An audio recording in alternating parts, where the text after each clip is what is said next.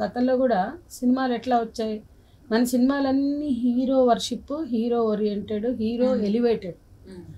ఈ కల్చర్ ఎక్కడి నుంచి వచ్చింది?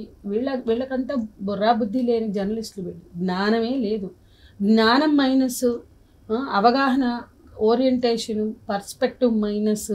వీళ్ళు తెర మీద కనపడే బొమ్మలు తప్ప బుర్రా బుద్ధి లేని వాళ్ళు.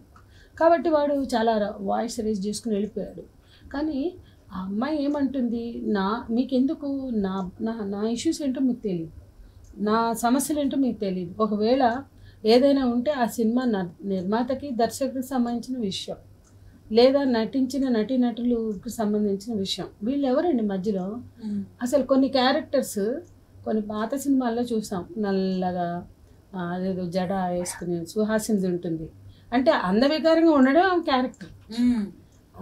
సుహాసింది, నాకు పేరు గుర్తులేదు, చాలా మా జనరేషన్ టైంలో వచ్చిన సినిమాలు అవి.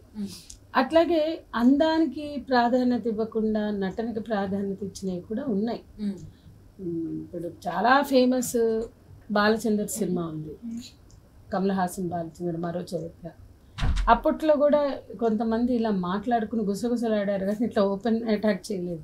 అంటే సరిత కమల్ హాసన్ వాళ్ళిద్దరు, ఆమె ఎట్లుంటుంది. కానీ మరి ఆ సినిమా హిట్ అయింది కదా, చాలా గొప్పగా అమ్మాయి తన నటన, తన ప్రావీణ్యతనంతా చూపించింది. ఒకప్పుడు సరితకి చాలా ఫేమ్ తెచ్చింది మరో చరిత్ర లాంటి సినిమా. అట్లాగే నటనకి మాత్రమే ప్రాధాన్యత ఇచ్చే ఆకారాలకి ఇప్పుడు వాణిశ్రీని కూడా కామెంట్ చేశారట, ఆమె ఎంత గొప్ప అభినేత్రి అయింది. అట్లా రంగులు లేకపోతే హైట్స్ పట్టించుకోకుండా పాత రోజుల్లో ఎన్నో సినిమాలు వచ్చాయి, ఎంతోమంది నిలబడ్డారు.